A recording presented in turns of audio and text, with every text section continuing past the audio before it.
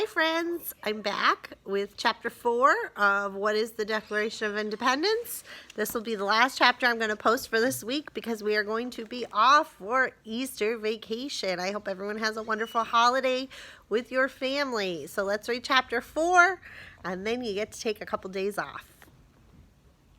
Chapter 4, the Boston Tea Party. Sam Adams wasn't going to let a trial put the Boston Massacre to rest. He egged on his fellow citizens, reminding them all to remember the bloody massacre. And that wasn't all that angered him. Once again, King George and Parliament aggravated the situation in America. The Tea Act was passed, which forced colonists to buy tea only from British company. The Tea Act was too much. I'll show you the pictures. Okay, and that's Sam Adams telling everyone that he's not happy.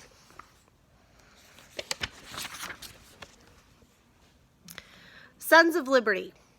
Samuel Adams was from Boston. He was a representative in the Massachusetts legislature when the Stamp Act was passed in 1765. His cousin was John Adams, who later became America's second president. Samuel was much more hot-headed than his cousin. He was a leader of a group called the Sons of Liberty.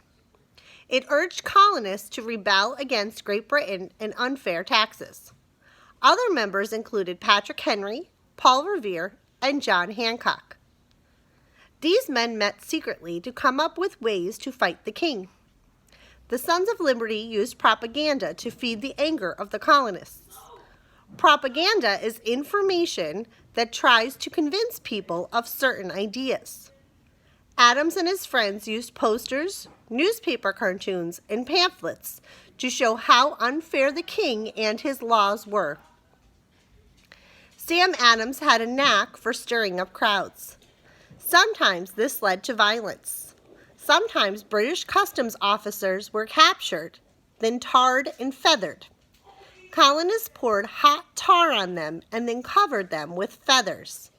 And the homes of some British commissioners and military leaders were destroyed. Not all of the Sons of Liberty were in favor of these violent acts, but America's freedom from Great Britain and King George III was Sam Adams' only goal. He was one of the most popular and most important leaders of the American Revolution. Here's a picture of them tarring and feathering some of the British soldiers and people who worked for King George, who were really just doing their job, but were the face of what the colonists were against. So there were some violent acts.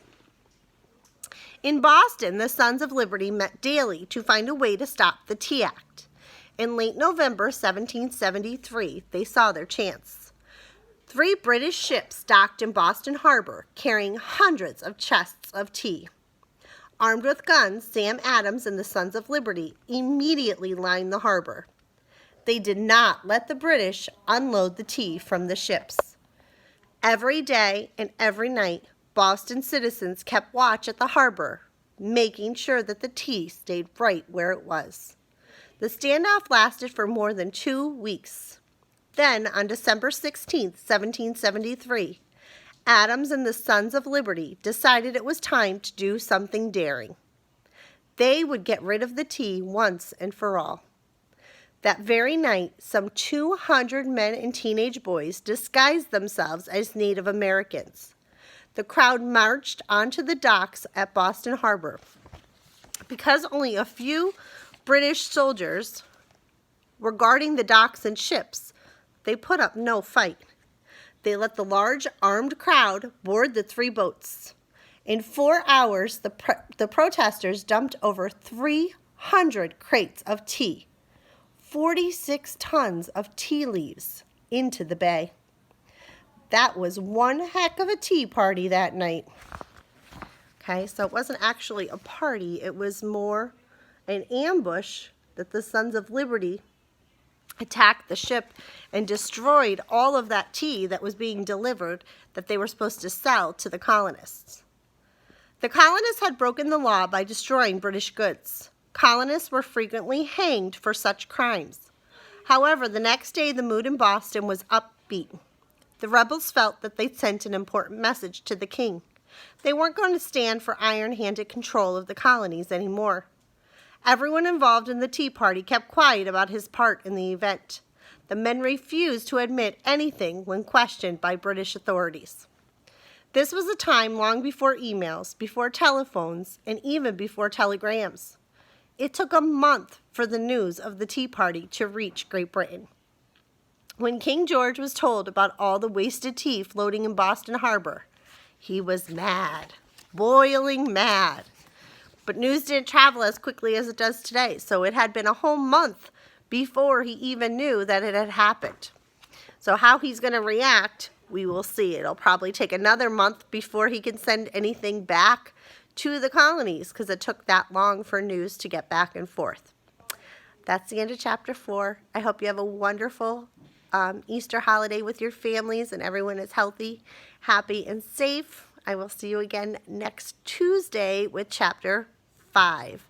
Go ahead and answer the questions on the form below, and I will hopefully hear from all of you soon.